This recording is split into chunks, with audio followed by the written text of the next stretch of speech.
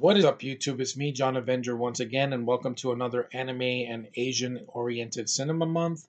This is review number 10, I believe, because I didn't do a video for like 2 days. The last one I did was for the anime Bakugan. This is of a 1950 something kaiju film that I used to own on DVD. I don't own it anymore because there's a special edition that came out years ago, and it is the 1956 version of Rodan.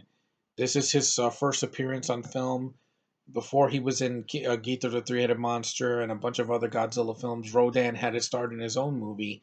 After the success of Godzilla, they did spin-offs of Rodan and Mothra, and this was his first, outing. And it's a pretty decent film. I mean, it's more of a tragedy than you think because there's actually two Rodans in this movie.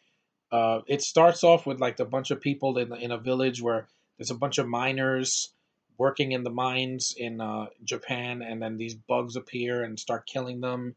And then later they find an egg in a cave, and it hatches into Rodan. It grows, and then and Rodan starts destroying the city of Japan. I mean the country of Japan with its freaking powerful wings, flying over everything and destroying it. And Rodan looks more menacing in this. There's two of them. There's actually two Rodans. One goes to one side of Japan and the other goes to the other.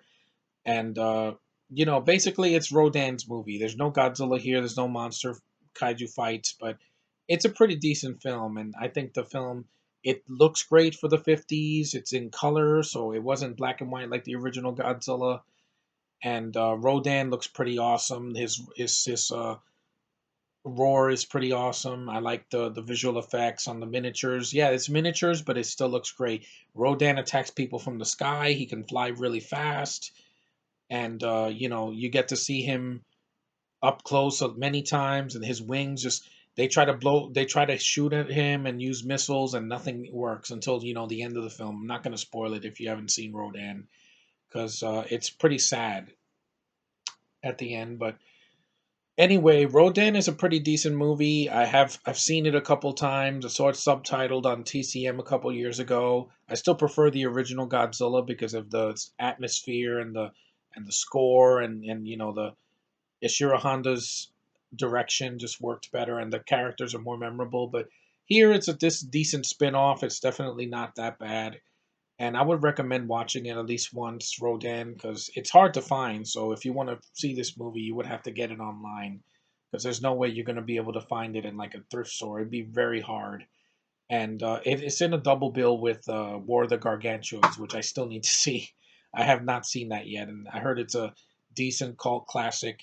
Some people didn't care for it, but I want to definitely check out War of the Gargantuas one day. I'll review it once I see it. But Rodan from 1956, it's pretty decent, and I believe this year is like the 60th anniversary of Rodan, so that's pretty cool. And I'm looking forward to seeing Rodan in a future kaiju film because it's been a long time. The last time we saw him was in Final Wars in 2004, so I think Rodan needs to make a comeback soon. And it's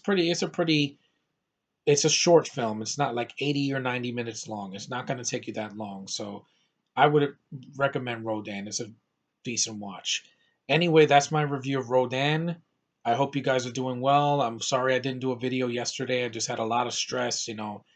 Uh, I went to Manhattan and I didn't get to see Gremlins 2, which sucks. But anyway, I have the movie on DVD so I can watch it anytime. And it's no harm, no foul. I mean, Manhattan has always been crazy, but when I see Batman v Superman, I will see it, and I'm not seeing it in Manhattan because they can't screw me over again. Anyway, that's my review. Like, subscribe, comment, all that good stuff, and I will see you in the next one.